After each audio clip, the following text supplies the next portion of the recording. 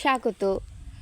আজ আপনাদের শোনাতে চলেছি বিভূতিভূষণ বন্দ্যোপাধ্যায়ের ছোট গল্প পুঁইমাচা। সহায় হরি চাটুর্যি উঠানে পা দিয়ে স্ত্রীকে বলিলেন, একটা বড় বাটি কি ঘটি যা হয় কিছু দাও তো। তারুক্ষুড়ো গাছ কেটেছে, একটু ভালো রস আনি।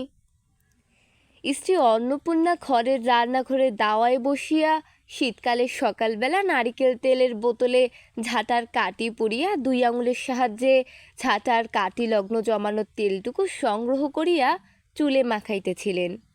স্বামীকে দেখিয়া তাড়াতাড়ি গায়ের কাপড় একটু টানিয়া দিলেন মাত্র, কিন্তু বাটি কি ঘটি বাহির করিয়া দিবার জন্য বিন্দুমাত্র আগ্রহ তো দেখাইলেন না, এমনকি বিশেষ কোনো কথাও বলিলেন না। সহায় হরি অগ্রবর্তী হইয়া বলিলেন, কি হয়েছে, বসে রইলে যে? দাও না একটা ঘটি। খেন্তি টেন্তি সব কোথায় গেল এরা? তুমি তেল মেখে বুঝি ছোবে না?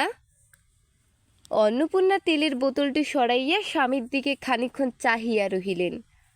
পরে অত্যন্ত শান্ত সুরে জিজ্ঞাসা করিলেন, তুমি মনে কি ঠাউরেছে বলতে পারো?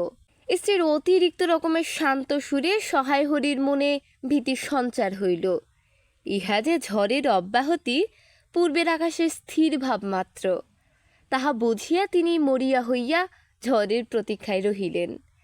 একটু আমতা আমতা করিয়া কহিলেন, কেন, কি আবার কি? অন্নপূর্ণা পূর্বাপেক্ষাও শান্ত সুরে বলিলেন, দেখো, রঙ্গ করো না বলছি। ন্যাকামি করতে হয় অন্য কোনো সময় করো। তুমি কিছু জানো না, কি খোঁজ রাখো না? অত বড় মেয়ে যার ঘরে, সে মাছ ধরে আর রস খেয়ে দিন কাটায় কি করে তা বলতে পারো? গায়ে কি গুজব রটেছে জানো? সহায় হরি আশ্চর্য হইয়া জিজ্ঞাসা করিলেন, কেন, কি গুজব? কি গুজব জিজ্ঞাসা করো গিয়ে চৌধুরীদের বাড়ি? কেবল বাঘ দিয়ে দুলে পাড়ায় ঘুরে ঘুরে জন্ম কাটালে। ভদ্রলোকের গায়ে বাস করা যায় না, সমাজে থাকতে হলে সেই রকম মেনে চলতে হয়।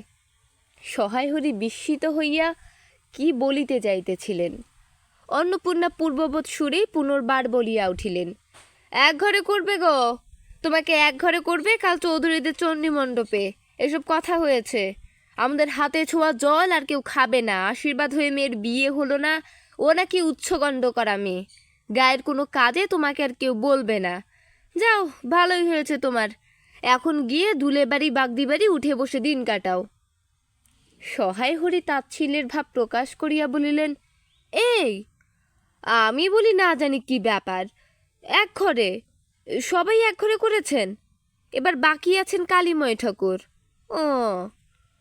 অন্নপূর্ণা তেলে বেগুনে জ্বলিয়া উঠিলেন, কেন, তোমাকে এক ঘরে করতে বেশি কিছু লাগে নাকি? তুমি কি সমাজের মাথা, না একজন মাতব্বর লোক? চাল নেই, চুলো নেই, এক করার মুরদ নেই, চৌধুরীরা তোমায় এক ঘরে করবে, তার এমন কঠিন কথা কি? আর সত্যিই তো, এদিকে ধাড়ি মেয়ে হয়ে উঠল, হঠাৎ স্বর নামাইয়া বলিলেন, ও হলো যে 15 বছরের। বাইরে কমিয়ে বলে বেড়ালে কি হবে, লোকের চোখ নেই? পুনরায় গলা উঠাইয়া বলিলেন, না বিয়ে দেবার গা না কিছু, আমি কি যাব পাত্র ঠিক করতে? সশরীরে যতক্ষণ স্ত্রীর সম্মুখে বর্তমান থাকিবেন, স্ত্রীর গলার সুর ততক্ষণ কমিবার কোনো সম্ভাবনা নাই বুঝিয়া সহায় হরি দাওয়ায় হইতে তাড়াতাড়ি একটা কাঁসার বাটি উঠাইয়া লইয়া খিড়কি দুয়ার লক্ষ্য করিয়া যাত্রা করিলেন। কিন্তু খিড়কি দুয়ারের একটু এদিকে কি দেখিয়া হঠাৎ থামিয়া গেলেন এবং আনন্দপূর্ণ স্বরে বলিয়া উঠলেন, এসব কি রে খেন্তিমা, এসব কোথা থেকে আনলি? ও, এই যে 14-15 বছরের একটি মেয়ে আর 2টি ছোট ছোট মেয়ে পিছনে লইয়া বাড়ি ঢুকিয়া তাহার হাতে এক বোঝা পুঁই শাক, ডাঁটাগুলি মোটা ও হলদে। হলদে চেহারা দেখিয়া মনে হয় কাহারা পাকা পুয়ে গাছ উপড়াইয়া ফেলিয়া উঠানের জঙ্গল তুলিয়া দিতেছিল। মেয়েটি তাহাদের উঠানের জঞ্জাল প্রাণপণে তুলিয়া আনিয়াছে। ছোট মেয়ে দুটির মধ্যে একজনের হাত খালি, অপরটির হাতে গোটা 2-3 পাকা পুঁই পাতা জড়ানো কোনো দ্রব্য। বড় মেয়েটি খুব লম্বা, গোলগাল চেহারা, মাথার চুলগুলো কৃষ্ণ ও অগোছালো বাতাসে উড়িতেছে। মুখখানা খুব বড়, চোখ দুটো ডাগর ডাগর ও শান্তা সরু সরু কাচের চুড়িগুলো 2 পয়সা ডজনের একটি সেফটি পিন দিয়ে একত্র করিয়া আটকানো। পিন্টের বয়স খুঁজিতে যাইতে প্রাগৈতিহাসিক যুগে গিয়া পড়িতে হয়। এই বড় মেয়েটির নামই বোধ হয় খেন্তি, কারণ সে তাড়াতাড়ি পিছন ফিরিয়া তাহার পশ্চাদত্তিনীর হাত হইতে পুঁই পাতা জড়ানো দ্রব্যটি লইয়া মেলিয়া ধরিয়া বলিল, চিংড়ি মাছ বাবা, গয়াবুড়ির কাছ থেকে রাস্তায় নিলাম, দিতে চায় না বলে তোমার বাবার কাছে আর দিনকাল ধরুন 2 পয়সা বাকি আছে। আমি বললাম, দাও গয়া পিসি, আমার বাবা কি তোমার 2 পয়সা নিয়ে পালিয়ে যাবে? আর এই পুঁই শাকগুলো ঘাটের ধারে রায় কাকা দিয়ে বললে, নিয়ে যা, কেমন মোটা মোটা। অন্নপূর্ণা দাওয়া হইতেই অত্যন্ত ঝাঁঝের সহিত চিৎকার করিয়া উঠিলেন, নিয়ে যা! আহা, কি অমর্ত্যই তোমাকে তারা দিয়েছে! পাকা পুইডাটা কাঠ হয়ে গিয়েছে, 2 দিন পরে ফেলে দিত। নিয়ে যা! আর উনি তাদের আগাছা উঠিয়ে নিয়ে এসেছেন, ভালোই হয়েছে, তাদের আর নিজেদের কষ্ট করে কাটতে হলো না। যত পাথুরে বোকা সব মরতে আসে আমার ঘাড়ে। ধাড়ি মেয়ে, বলে দিয়েছি না তোমার বাড়ির বাইরে কোথাও পা দিও না। লজ্জা করে না এপাড়া সেপাড়া করে বেড়াতে? বিয়ে হলে যে 4 ছেলের মা হতে, খাওয়ার নামে আর জ্ঞান থাকে না, না? কোথায় শাক, কোথায় বেগুন, আর একজন বেড়াচ্ছেন কোথায় রস, কোথায় ছাই, কোথায় পাশ। ফেল বলছি সব, ফেল! মেয়েটি শান্ত অথচ ভয় মিশ্রিত দৃষ্টিতে মার দিকে চাহিয়া হাতের বাঁধন আলগা করিয়া দিল। পুঁই শাকের বোঝা মাটিতে পড়িয়া গেল। অন্নপূর্ণা বকিয়া চলিলেন, যা তো রাধি, ও আপদগুলো টেনে খিড়কির পুকুরের ধারে ফেলে দিয়াই তো। ফের যদি বাড়ির বার হতে দেখেছি তবে ঠ্যাং খোড়া না করিত। বোঝা মাটিতে পড়িয়া গিয়েছিল। ছোট মেয়েটি কলের পুতুলের মতন সেগুলি তুলিয়া লইয়া খিড়কি অভিমুখে চলিল। কিন্তু ছোট মেয়ে অত বড় বোঝা আঁকড়াইতে পারিল না। অনেকগুলি ডাঁটা এদিকে ওদিকে ঝুলিতে ঝুলিতে চলিল। সহায় হরির ছেলে মেয়েরা তাহাদের মাকে অত্যন্ত ভয় করিত। সহায় হরি আমতা করিয়া বলিতে গেলেন, তাই এনেছে ছেলে মানুষ খাবে বলে, তুমি আবার বরং। পুঁইশাকের বোঝা লইয়া যাইতে যাইতে ছোট মেয়েটি ফিরিয়া দাঁড়াইয়া মার মুখের দিকে চাহিল। অন্নপূর্ণা তাহার দিকে চাহিয়া বলিলেন, না না, নিয়ে যা, খেতে হবে না। মেয়ে মানুষের আবার অত নোনা কিসের? এক পাড়া থেকে আর এক পাড়ায় নিয়ে আসবে 2টো পাকা পুঁইশাক ভিক্ষে করে। যা যা, তুই যা, দূর করে বনে দিয়ে আয়। সহায় হরির বড় মেয়ের মুখের দিকে চাহিয়া দেখিলেন তাহার চোখ দুটা জলে ভরিয়া আসিয়াছে। তার মনে বড় কষ্ট হইল। কিন্তু মেয়ের যতই সাথে জিনিস হোক, পুঁইশাকের পক্ষাবলম্বন করিয়া দুপুরবেলা স্ত্রীকে চটাইতে তিনি আদেও সাহসী হইলেন না। নিঃশব্দে খিড়কি দৌড় দিয়া বাহির হইয়া গেলেন। বসিয়া রাঁধিতে রাঁধিতে বড় মেয়ের মুখের কাতর দৃষ্টি স্মরণে পড়িবার সঙ্গে সঙ্গে অন্নপূর্ণার মনে পড়িল, গত অরন্ধনের পূর্বদিন বাড়িতে পুঁইশাক রান্নার সময় খেন্তি আবদার করিয়া বলিয়াছিল, মা, অর্ধেকগুলো কিন্তু একা আমার, অর্ধেক সব মিলে তোমাদের। বাড়িতে কেহ ছিল না। তিনি নিজে গিয়া উঠানের ও খিড়কি দোরের আশেপাশে যে ডাঁটা পড়িয়াছিল সেগুলি কুলাইয়া লইয়া আসিলেন। বাকিগুলো কুড়োনো যায় না, ডোবার ধারে ছাইকাতায় ফেলিয়া দিয়াছে। কুতো চিংড়ি দিয়া এইরূপে চুপি চুপি পুঁইশাকের তরকারি রাঁধিলেন। দুপুরবেলা খেন্তি পাতে পুঁইশাকের চচ্চড়ি দেখিয়া বিস্ময় ও আনন্দপূর্ণ ডাগর চোখে মায়ের দিকে ভয়ে ভয়ে চাহিল। 2-1 বার এদিকে ওদিকে ঘুরিয়া আসিতেই অন্নপূর্ণা দেখিলেন উক্ত পুঁইশাকের এক টুকরা তাহার পাতে পড়িয়া নাই। পুঁইশাকের উপর তাহার এই মেয়েটির কিরূপ লোভ তাহা তিনি জানিতেন। জিজ্ঞাসা করিলেন, কি রে খেন্তি, আর একটু চচ্চড়ি দি? খেন্তি তৎক্ষণাৎ ঘাড় নাড়িয়া এই আনন্দজনক প্রস্তাব সমর্থন করিয়া কি ভাবিয়া অন্নপূর্ণার চোখে জল আসিল। চাপিতে গিয়া তিনি চোখ উঁচু করিয়া চালের বাতায় গোজা ডালা হইতে শুকনা লঙ্কা পাড়িতে লাগিলেন। কালীমায়ের চণ্ডী মণ্ডপে সেদিন বৈকালবেলা সহায় হরির ডাক পড়িল। সংক্ষিপ্ত ভূমিকা ফাঁদিবার পর কালীমায় উত্তেজিত সুরে বলিলেন, সেসব দিন কি আর আছে ভাইয়া? এই ধরো কেষ্ট মুখর্য, স্বভাব নইলে পাত্র দেব না, স্বভাব নইলে পাত্র দেব না করে কি কাণ্ডটাই করলে।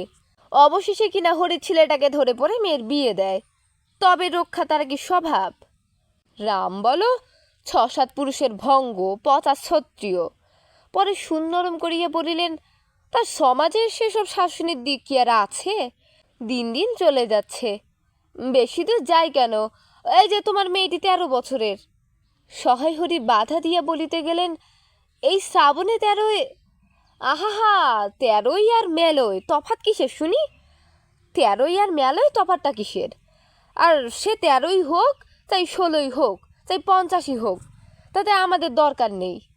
সে তোমার হিসেব তোমার কাছে। কিন্তু পাতর আশীর্বাদ হয়ে গেল, তুমি বেঁকে বসলে কি জন্য শুনি?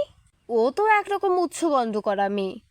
আশীর্বাদ হওয়ায় যা, বিয়ে হওয়ায় তা, 7 পাকের যা বাকি, এই তো। সমাজে বসে এসব কাজগুলো তুমি যে করবে আর আমরা বসে বসে দেখব, এ তুমি মনে ভেবো না। সমাজের বামুনদের যদি জাত মারবার ইচ্ছে না থাকে, মেয়ের বিয়ের বন্দোবস্ত করে ফেলো। পাত্তর পাত্তর, রাজপুত্তর না হলে পাত্তর মেলে না। গরিব মানুষ, দিতে থুতে পারবে না বলে শ্রীমন্ত মজুমদারের ছেলেকে ঠিক করে দিলাম। লেখাপড়া নাই বা জানলো, জজ ম্যাজিস্ট্রেট না হলে কি মানুষ হয় না? দিব্যি বাড়ি বাগান পুকুর, শুনলাম এবার নাকি 20 জমিতে 4টি আমন ধানও করেছে। ব্যাস, রাজার হাল। 2 ভাইয়ের অভাব কি? ইতিহাসটা হইতেছে এই যে, মণিগায় রুক্ত মজুমদার মহাশয়ের পুত্রটি কালীময়ী ঠিক করিয়া দেন। কেন কালীময় মাথা ব্যথা করিয়া সহায় হরির মেয়ের বিয়ের সম্বন্ধ মজুমদার মহাশয়ের ছেলের সঙ্গে ঠিক করিতে গেলেন, তাহার কারণ নির্দেশ করিতে যাইয়া কেহ কেহ বলেন যে কালীময় নাকি মজুমদার মহাশয়ের কাছে অনেক টাকা ধারেন, অনেক দিনের সুদ পর্যন্ত বাকি, শীঘ্র নালিশ হইবে ইত্যাদি। এ গুজব যে শুধু অবান্তর তাহাই নহে, ইহার কোনো ভিত্তি আছে বলিয়াও মনে হয় না। ইহা দুষ্টু পক্ষের রটনা মাত্র। যাহাই হোক, পাত্রপক্ষ আশীর্বাদ করিয়া যাওয়ার দিন কতক পরে সহায়হরি টের পান পাত্রটি কয়েক মাস পূর্বে নিজের গ্রামে কি একটা করিবার ফলে গ্রামের এক কুম্ভকার বধূর আত্মীয় স্বজনের হাতে বেদম প্রহার খাইয়া কিছুদিন নাকি শয্যাগত ছিল। এরকম পাত্রে মেয়ে দিবার প্রস্তাব মনোপুত না হওয়ায় সহায়হরি সে সম্বন্ধ ভাঙিয়া দেন। দিন 2 পরের কথা। সকালে উঠিয়া সহায়হরি উঠানে বাতাবি লেবুর গাছের ফাঁক দিয়া যেটুকু নিতান্ত কচিরাঙা রৌদ্র আসিয়াছিল, তাহারই আতপে বসিয়া আপন মনে তামাক টানিতেছেন। বড় মেয়ে খেন্তি আসিয়া চুপি চুপি বলিল, বাবা যাবে না? মা ঘাটে গেল। সহায়হরি একবার বাড়ির পাশের ঘাটের পথের দিকে কি জানি কেন চাহিয়া দেখিলেন। পরে নিম্নস্বরে বলিলেন, যা শিগগির শাবলখানা নিয়ে আয় দেখি। কথা শেষ করিয়া তিনি উৎকণ্ঠার সহিত জোরে জোরে তামাক টানিতে লাগিলেন এবং পুনরায় একবার কি জানি কেন খিড়কির দিকে সতর্ক দৃষ্টি নিক্ষেপ করিলেন। ইতিমধ্যে প্রকাণ্ড ভারী একটা লোহার শাবল 2 হাত দিয়া আঁকড়াইয়া ধরিয়া খেন্তি আসিয়া পড়িল। তৎপরে পিতা পুত্রিতে সন্দর্পণের সম্মুখের দরজা দিয়া বাহির হইয়া গেল। ইহাদের ভাব দেখিয়া মনে হইতেছিল ইহারা কাহারো ঘরে শীত দিবার উদ্দেশ্যে চলিয়াছে। অন্নপূর্ণা স্নান করিয়া সবে কাপড় ছাড়িয়া উনুন ধরাইবার জোগাড় করিতেছেন। মুখুর্য বাড়ির ছোট খুকি দুর্গা আসিয়া বলিল, খুড়িমা, মা বলে দিলে খুড়িমাকে গিয়ে বল মা ছোবে না, তুমি আমাদের নবান্নটা মেখে আর ইতুর ঘটগুলো বার করে দিয়ে আসবে। মুখুর্য বাড়ি ও পাড়ায়। যাইবার পথের বাঁ ধারে এক জায়গায় শেওড়া, বনভাত, রাংচিতা, বনচালতা গাছের ঘন ঘন শীতের সকালে এক প্রকার লতাপাতার ঘন গন্ধ বন হইতে বাহির হইতেছিল। একটা লেজ ছেলা হলদে পাখি আমরা গাছের এডাল হইতে ওডালে যাইতেছে। দুর্গা আঙুল দিয়া দেখাইয়া বলিল, খুড়িমা, ওই যে কেমন পাখিটা। পাখি দেখিতে গিয়া অন্নপূর্ণা কিন্তু আর একটা জিনিস লক্ষ্য করিলেন। ঘন বনটার মধ্যে কোথাও এতক্ষণ খুব খুব করিয়া আওয়াজ হইতেছিল। কে যেন কি খুঁড়িতেছে। দুর্গার কথার পরে হঠাৎ সেটা বন্ধ হইয়া গেল। অন্নপূর্ণা সেখানে খানিকক্ষণ থমকিয়া দাঁড়াইলেন, পরে চলিতে আরম্ভ করিলেন। তাহার খানিক দূর যাইতে বনের মধ্যে পুনরায় খুব খুব শব্দ আরম্ভ হইল। কাজ করিয়া ফিরিতে অন্নপূর্ণার কিছু বিলম্ব হইল। বাড়ি ফিরিয়া দেখিলেন খেন্তি উঠানের রৌদ্রে বসিয়া তেলের বাটি সম্মুখে লইয়া খোপা খুলিতেছে। তিনি তীক্ষ্ণ দৃষ্টিতে মেয়ের দিকে চাহিয়া দেখিয়া বলিলেন, এখনো নাইতে যাসনি যে? কোথায় ছিলি এতক্ষণ? খেন্তি তাড়াতাড়ি উত্তর দিল, এই যে যাই মা, এক্ষুনি যাব আর আসব। খেন্তি স্নান করিতে যাইবার একটুখানি পরে সহায়হরি সহজ সারে 15-16 সের ভারী একটা মেটে আলু খাড়ে করিয়া কোথা হইতে আসিয়া উপস্থিত হইলেন এবং সম্মুখে স্ত্রীকে দেখিয়া কৈফিয়তের দৃষ্টিতে সেই দিকে চাহিয়াই বলিয়া উঠিলেন, ওই ও পাড়ায় ময়সা চৌকিদার রোজই বলে, কর্তা ঠাকুর, তোমার বাপ থাকতে তবু মাসে মাসে এদিকে তোমাদের পায়ে ধুলো পড়তো, তা আজকাল তো তোমরা আর আসো না। এই বেড়ার গায়ে মেয়েটা আলু করে রেখেছি, তা দাদা ঠাকুর বরং। অন্নপূর্ণা স্থির দৃষ্টিতে স্বামীর দিকে চাহিয়া বলিলেন, বরসপোতার বনের মধ্যে বসে খানিক আগে কি করছিলে শুনি? সহায় হরি অবাক হইয়া বলিলেন, আমি? না, আমি কখন? কখনো না, এই তো আমি। সহায় হরির ভাব দেখিয়া মনে হইতেছিল তিনি এইমাত্র আকাশ হইতে পড়িয়াছেন। অন্নপূর্ণা পূর্বের মতন স্থির দৃষ্টিতে স্বামীর দিকে চাহিয়া বলিলেন, চুরি তো করবেই, 3 কাল গিয়েছে, 1 কাল আছে। মিথ্যে কথাগুলো আর এখন বলো না, আমি সব জানি। মনে ভেবেছিলে আপদ ঘাটে গিয়েছি আর কি। দুর্গার মা ডেকে পাঠিয়েছিল, ও পাড়ায় যাচ্ছি, শুনলাম বরজপোতার বনের মধ্যে কিসব খুব খুব শব্দ। তখনই আমি বুঝতে পেরেছি, সারা পেয়ে শব্দ বন্ধ হয়ে গেল। যেই আবার খানিক দূর গেলাম, আবার দেখি শব্দ। তোমার তো ইহকালও নেই, পরকালও নেই। চুরি করতে ডাকাতি করতে যা ইচ্ছে হয় করো, কিন্তু মেয়েটাকে আমার এর মধ্যে নিয়ে গিয়ে ওর মাথা খাওয়া কিসের জন্য? সহায় হরি হাত নাড়িয়া বরজপোতায় তাহার উপস্থিতি থাকার বিরুদ্ধে কতগুলি প্রমাণ উপস্থাপন করিবার চেষ্টা করিতে গেলেন, কিন্তু স্ত্রীর চোখের দৃষ্টির সামনে তাহার বেশি কথাও যোগাইল না, বা কথিকুক্তিগুলির মধ্যে কোনো পৌ বা পর্য সম্বন্ধ খুঁজিয়া পাওয়া গেল না। 8 ঘন্টা পরে খেন্তি স্নান করিয়া বাড়ি ঢুকিয়া সম্মুখস্থ মেটে আলুর দিকে একবার আর চোখে চাহিয়াই নিরীহ মুখে উঠানের আলনায় অত্যন্ত মনোযোগের সহিত কাপড় মিলিয়ে দিতেছিল। অন্নপূর্ণা ডাকিলেন, খেন্তি, এদিকে একবার আয় তো, শুনে যা। মায়ের ডাক শুনিয়া খেন্তির মুখ শুকাইয়া গেল। সে ইতস্তত করিতে করিতে মার নিকটে আসিলে তিনি জিজ্ঞাসা করিলেন, এই মেটে আলুটা দুজনে মিলে তুলে এনেছিস না? খেন্তির মার মুখের দিকে একটুখানি চাহিয়া থাকিয়া একবার ভূপতিত মেটে আলুটার দিকে চাহিল, পরে পুনরায় মার মুখের দিকে চাহিল এবং সঙ্গে সঙ্গে ক্ষিপ্ত দৃষ্টিতে একবার বাড়ির সম্মুখস্থ বাঁশ ছাড়ের মাথার দিকেও চাহিয়া লইল। তাহার কপালে বিন্দু বিন্দু ঘাম দেখা দিল, কিন্তু মুখ দিয়া কথা বাহির হইল না। অন্নপূর্ণা কড়া সুরে বলিলেন, কথা বলছিস না যে বড়, এই মেটে আলু তুই এনেছিস কিনা? খেন্তি বিপন্ন চোখে মার মুখের দিকে চাহিয়াছিল, উত্তর দিল, হ্যাঁ। অন্নপূর্ণা তেলে বেগুনে ঝলিয়া উঠিয়া বলিলেন, পাজি, আজ তোমার পিঠে আমি আস্ত কাঠের চেলা ভাঙবো, তবে ছাড়বো। বরসপোতার বনে গিয়েছে ও মেটে আলু চুরি করতে। সমস্ত মেয়ে বিয়ে যোগ্য হয়ে গেছে কোন কালে, সেই এক গলা বিজন বন যার মধ্যে দিন দুপুরে বাঘ লুকিয়ে থাকে, তার মধ্যে থেকে পরের আলু নিয়ে এলে তুলে।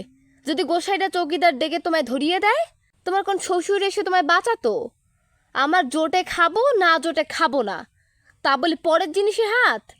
এমনি নিয়ে আমি কি করব মা? 2-3 দিন পরে একদিন বৈকালে ধুলা মাটি মাখা হাতে খেন্তি মাকে আসিয়া বলিল, মামা দেখবে এসো। অন্নপূর্ণা গিয়া দেখিলেন ভাঙা পাঁচিলের ধারে যে ছোট খোলা জমিতে কতকগুলো পাথরকুচি ও কন্টিকারির জঙ্গল হইয়াছিল, খেন্তি ছোট বোনটিকে লইয়া সেখানে মহা উৎসাহে তরকারির আওলাদ করিবার আয়োজন করিতেছে এবং ভবিষ্যম্ভাবী নানাবিধ কাল্পনিক ফলমূলের অগ্রদূত স্বরূপ বর্তমানে কেবল একটিমাত্র শীর্ণকায় পুঁইশাকের চারা কাপড়ের ফালির গ্রন্থিবন্ধ হইয়া ফাঁসি হইয়া যাওয়া আসামির মতন ঊর্ধ্বমুখে একখণ্ড শুষ্ক কঞ্চির গায়ে ছুড়িয়া রহিয়াছে। ফলমূলাদের অবশিষ্টগুলি আপাতত তার বড় মেয়ের মস্তিষ্কের মধ্যে অবস্থিতি করিতেছে, দিনের আলোয় এখনো বাহির হয় নাই। অন্নপূর্ণা হাসিয়া বলিলেন, দূর পাগলি, এখন পুঁইডাটার চারা পোঁতে কখনো? বর্ষাকালে পুঁততে হয়, এখন যে জল না পেয়ে মরে যাবে। খেন্তি বলিল, কেন, আমি রোজ জল ঢালবো? অন্নপূর্ণা বলিলেন, দেখো হয়তো বেঁচে যেতেও পারে। আজকাল রাতে খুব শিশির হয়, খুব শীত পড়িয়াছে। সকালে উঠিয়া সহায়রী দেখিলেন তাহার 2 ছোট মেয়ে দোলায় গায়ে বাঁধিয়া রোদ উঠিবার প্রত্যাশায় উঠানের কাঁঠাল তলায় দাঁড়াইয়া আছে। একটা ভাঙা ঝুড়ি করিয়া খেন্তি শীতে কাঁপিতে কাঁপিতে মুখুজ্জ বাড়ি হইতে গোবর কুড়াইয়া আনিয়া সহায়হরি বলিলেন, হ্যাঁ মা খেন্তি, তা সকালে উঠে জামাটা গায়ে দিতে তোর কি হয়? দেখ দেখি, এই শীত। আচ্ছা দিচ্ছি বাবা, কই শীত তেমন তো। হ্যাঁ দে মা, এক্ষুনি দে, অসুখ বিসুখ 5 রকম হতে পারে, বুঝলি নে। সহায়হরি বাহির হইয়া গেলেন। ভাবিতে ভাবিতে গেলেন, তিনি কি অনেক দিন মেয়ের মুখে ভালো করিয়া চাহিন নাই? খেন্তির মুখ এমন সুস্থি হইয়া উঠিয়াছে। জামার ইতিহাস নিম্নলিখিত রূপা বহু বৎসর অতীত হইল। হরিপুরের রাসের মেলা হইতে সহায় হরি কালো সার্জের এই 2.5 টাকা মূল্যের জামাটি ক্রয় করিয়া আনেন। ছিড়িয়া যাইবার পর তাহাতে কতবার রিফু ইত্যাদি করা হইয়াছিল। সম্প্রতি গত বৎসর হইতে খেন্তির স্বাস্থ্যোন্নতি হওয়ার দরুন জামাটি তাহার গায়ে হয় না। সংসারের এসব খোঁজ সহায়রই রাখিতেন না। জামার বর্তমান অবস্থা অন্নপূর্ণারও জানা ছিল না। খেন্তির নিজস্ব ভাঙা টিনের তোরঙ্গের মধ্যে উহা থাকিত। পৌষ সংক্রান্তি সন্ধ্যাবেলা অন্নপূর্ণা একটি কাশিতে চালের গুঁড়া, ময়দা ও গুড় দিয়া চটকাইতেছিলেন। একটা ছোট বাটিতে 1 বাটি তেল।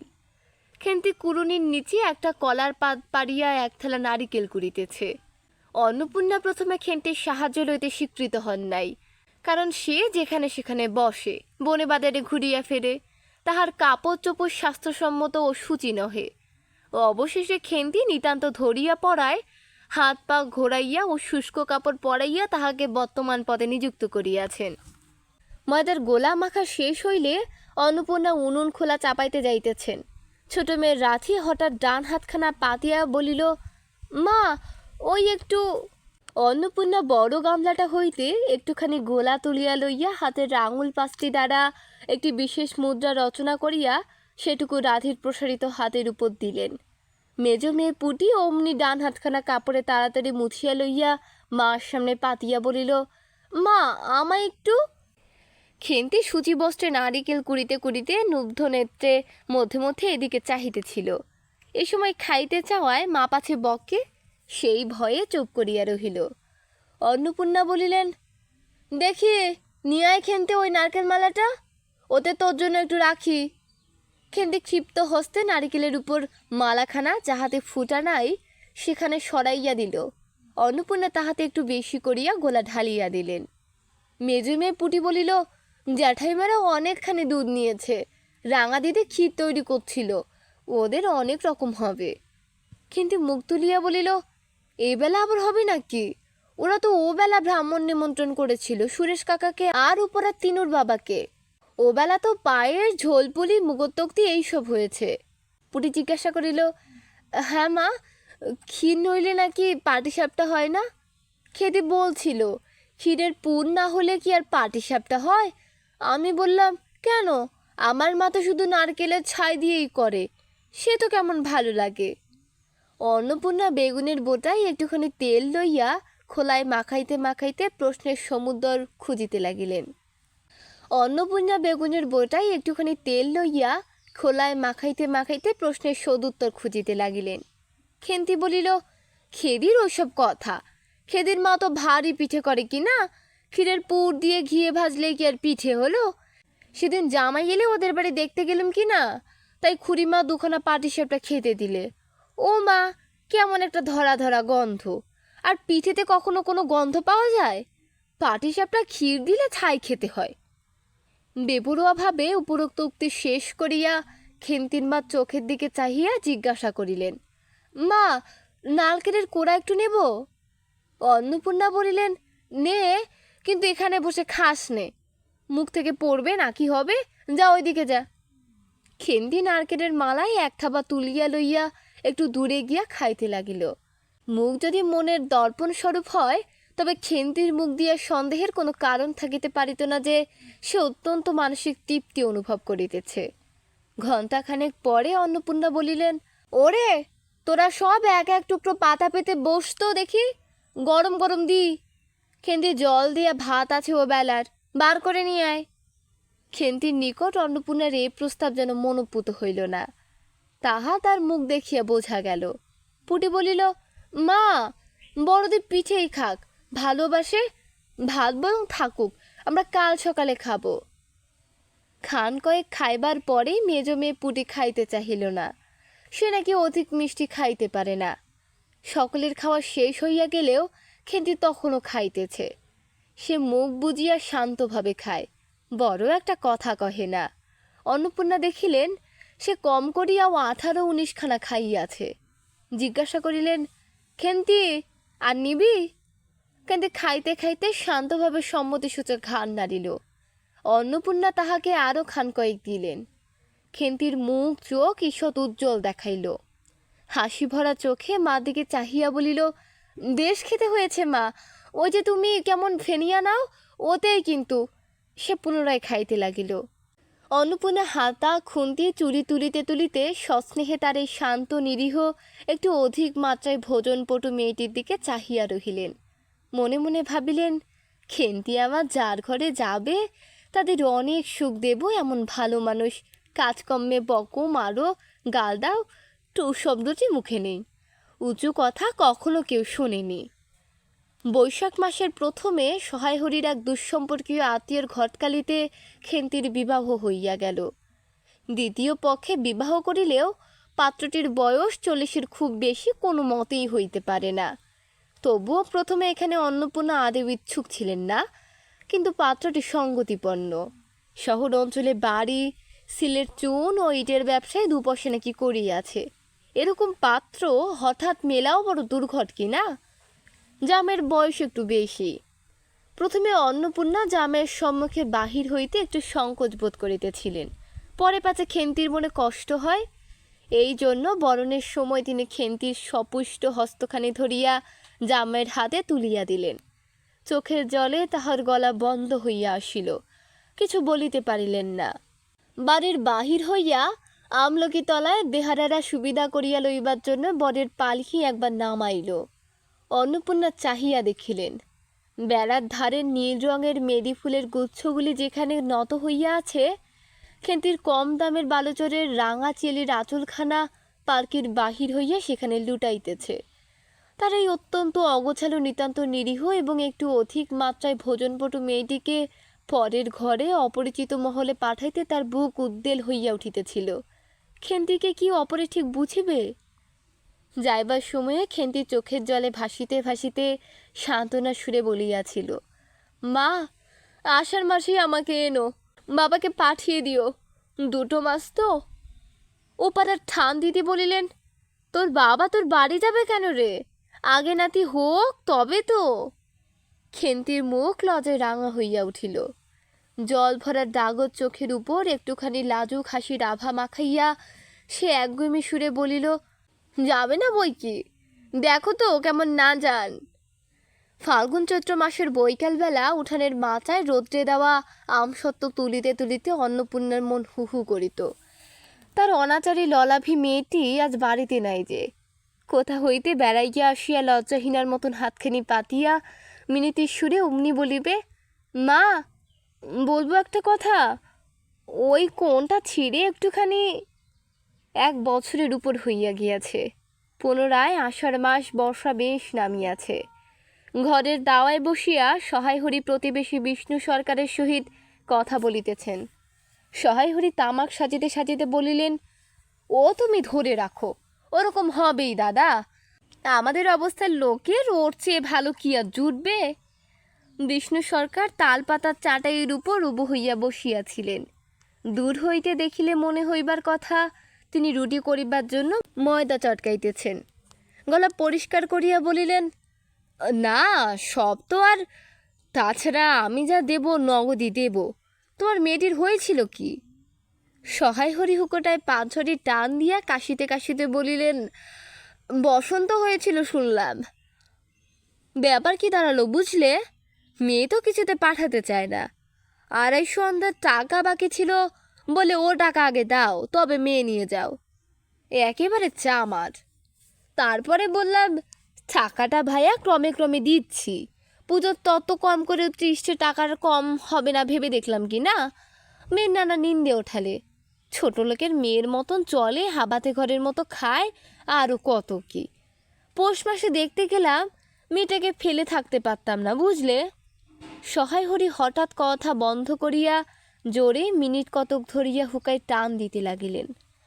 কিছুক্ষণ দুজনের কোনো কথা শোনা গেল না। অল্পক্ষণ পরে বিষ্ণু সরকার বলিলেন, তারপর? আমার স্ত্রী অত্যন্ত কান্নাকাটি করতে পৌষ মাসে দেখতে গেলাম, মেয়েটার যে অবস্থা করেছে। শাশুড়িটা শুনিয়ে শুনিয়ে বলতে লাগলো, মা, জেনে শুনে ছোট লোকের সঙ্গে কুটুম্বিতে করলেই এরকম হয়।